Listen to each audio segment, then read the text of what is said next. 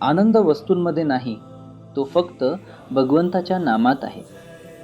महाराज सांगतात, प्रत्येक माणूस आनंदासाठी धडपडत असतो.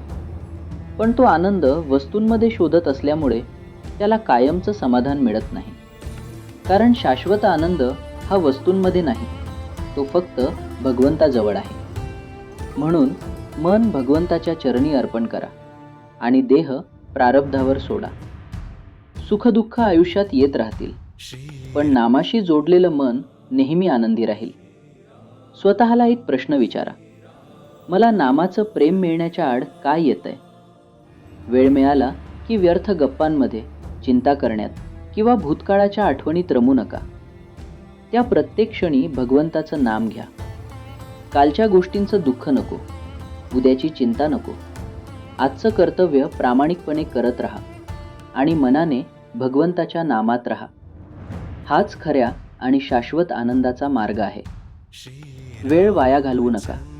प्रत्येक मोकळा क्षण भगवंताच्या नामाने पवित्र करा.